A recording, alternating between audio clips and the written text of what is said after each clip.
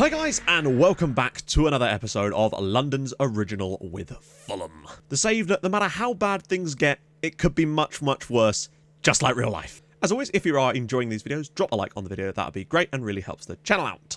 Now, in the last episode, we had that strange-ass game against Watford where everything went tits up, but then thankfully we did get back to winning ways with a 2-0 victory at home to Huddersfield, and hopefully we can use that as a springboard to actually build and get a couple of good results, because it's been an okay start to the season. It's better than last year. We only had 7 points from our first 13 games last year. We've got 10 from our first 9, but it still isn't fantastic, and it wouldn't really set us up for more than a really mediocre mid-table finish. Still better than last year, but not where I want to be. A goal and an assist on his Premier League debut. What more could you want? Well, for a start, I'd like it if he did it in more than one game. It seemed like he was a bit of a one-hit wonder for us. In that game, he came in and did brilliantly, and since then, not fantastic, really, is it? Now, someone wanted to see Southampton's run towards the end of last season, so I figured, why not? Oh, my lord. So, it must have started around March here, when they got the draw with Bournemouth, they lost to Spurs, but then they beat Everton 2-0. That's when it began. They beat Man City 2-0 away, got a 0-0 draw with Huddersfield and Palace. Interestingly, 2 of them were winnable games, before beating Chelsea at home, Cardiff away, losing to Arsenal, and beating Wolves on the final day in order to stay up. That is a lot of points they took against big sides,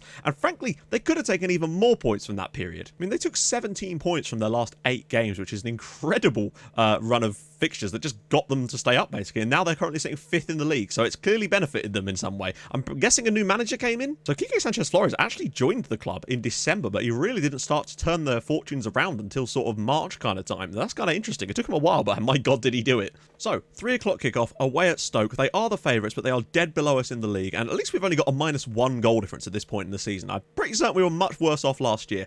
Hopefully having Souček as a slightly different type of player. Someone suggested the idea of playing him as a halfback.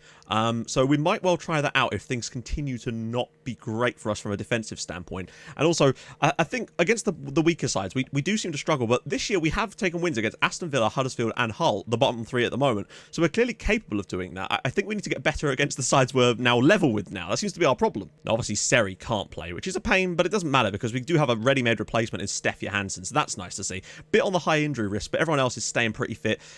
Unfortunately, games close together isn't helping us right now. We've got Brentford after this, but we'll play a massively rotated side, and hopefully Hussein Pirpai can actually play in that, which would be really, really nice to see him get his first ever appearance for us. What I would say, though, given the choice between Duncan Watmore and Jacob Bruun-Larsen, Watmore has still got a higher average rating in the games that he's played in that position, so I'm tempted to get him back in. So that's going to be the lineup, really. Mitrovic, Vargas, Watmore, Johansson, Kearney, Souček, Sessegnon, Mawson, Michael, Vanyeman and Didilon in goal. On the bench, Bettinelli, Brian, Anguissa, Schürrle, Ream, Bruun-Larsen and Carlos Fernandez. Now, I had a look at some of the pre-match stuff for Stoke, and they apparently seem to attack mostly down their right-hand side, so we're going to try and crowd that area and mark the crap out of the players on that side to try and take their main attacking threat out of the game. Just going to be balanced for this game. I want to come here. A point would be nice, but a win is definitely on the cards, I feel like. Vargas straight into the game, going through. Oh.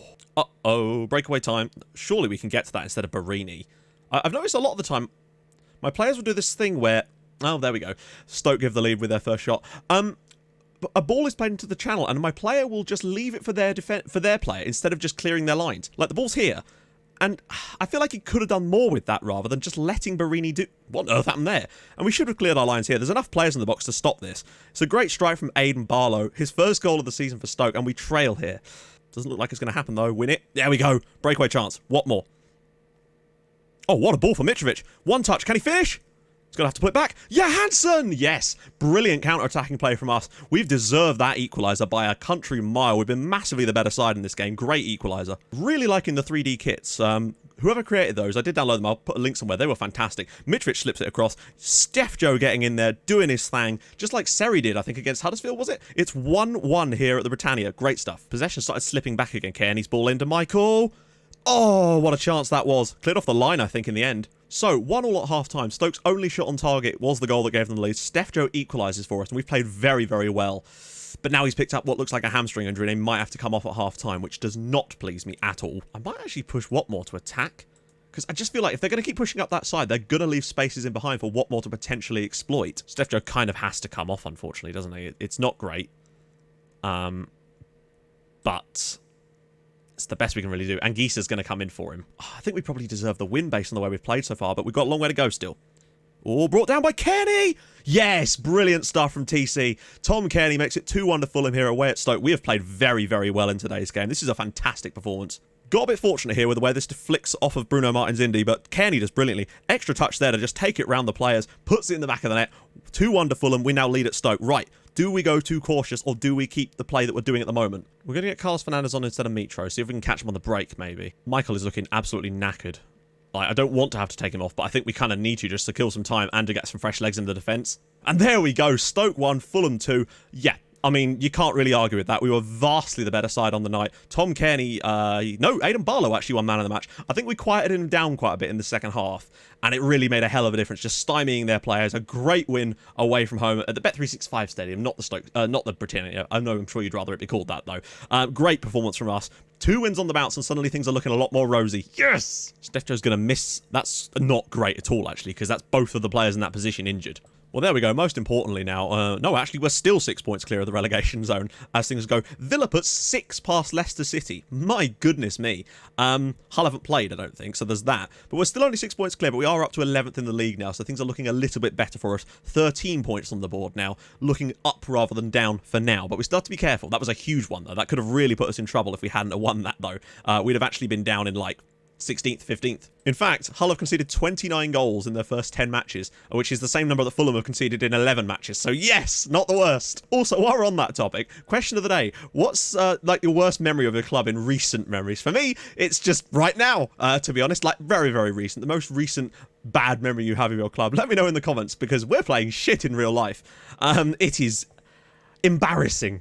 But yeah, let me know what your most sort of embarrassing moment for your club has been. Now, obviously, with it being Brentford, I'd like to win, but I'm also not that bothered if we do go out here. We've kind of done what we needed to do. So, lineup: Fernandes, Schürrle, Brun Larsen, Zambo and Gisa, Pirbai in the middle, McDonald, Bryan, Mawson, Michael, Sessegnon, and Didil. I kept the back two pairing of Mawson and Michael because they've got low injury risk and they're actually doing okay. We'll bring them off if we need to. I want to try and really build that link between those two. I think it could really help us down the road. On the bench, Bettinelli, Vaniman, Kearney, Mitrovic, Ream, Vargas, and Rui Font. This time I will accept Rui Font on the bench. Brentford are keeping a ridiculous amount of possession in this match, and I'm okay with that, provided we can break on them in the right way. Oh.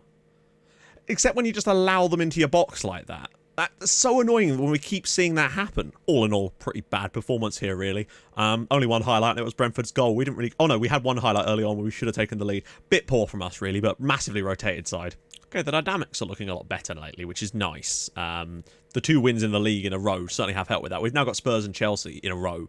So 2 games I wouldn't expect to get anything from, but we've put ourselves in a position where we've got the freedom to try. So, back to the first choice. My main problem is who's going to play in this role here.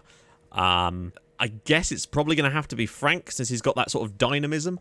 Kearney will be very, very important for us in this period. A few other players now starting to have high injury risk, which is a bit of a problem. I think if we could just get through the game against Spurs here, they'll be fine for the next one against Chelsea, because there's a bit of a gap. Mitro hasn't played well recently, unfortunately, but we're just lacking in strikers. Thankfully, we're scoring goals from other players. So that's the team. On the bench, Bettinelli, Ream, Schürrle, Font, Sessegnon, Larsen, and Fernandes. Well, Font can come on the bench since Fernandes is there too. Everything goes through Christian Eriksen, really, doesn't it? That's the key man to mark up. Put the league table back on. Now, we've beaten Spurs once already on this save and looked quite decent against them in the Cup as well. So I'm hoping that today, maybe we can do it again. I don't know. We've got the freedom to be able to try, though. Tierney. Oh, and it deflects in. Oh, well. It was going so well. We'd got through 2 games and not had a deflected goal yet. Bit of a shame, really. Ball does come all the way through. The Dele Alli... Oh, my God. It's gone in off of his arm. That wasn't even going in, I don't think. It's 1-0 to Spurs from the deflection. Going to go to defensive because they're just looking so much better than they have been. And Dele Alli's now scored his 2nd of the night, this time from a set piece.